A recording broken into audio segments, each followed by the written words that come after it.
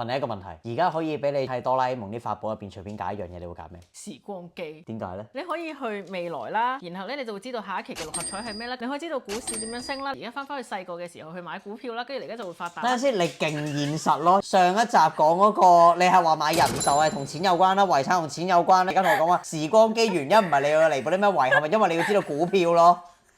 係咁噶人。聽咗啲乜嘢啊？即係你就係搞亂晒個未來嗰啲撲街咯。點解會搞亂到個未來？你會生產咗第二啲 timeline 出嚟噶嘛？你呢條 timeline 本身係應該繼續窮落去嘅，突然間因為你知道咗，所以你產生咗條新嘅 timeline，就係你偷咗啲資料落嚟去咗另一度，咁咪產生另一條 timeline 出嚟咯。你點知道我發達從來唔係我本身條 timeline 啊？你好似啱。我注定發達㗎。我俾人偷換緊概念，但係又好似冇啊。咁係你會點啊？我會揀佢個百寶袋 itself 咯，我要晒所有嘢。仆街！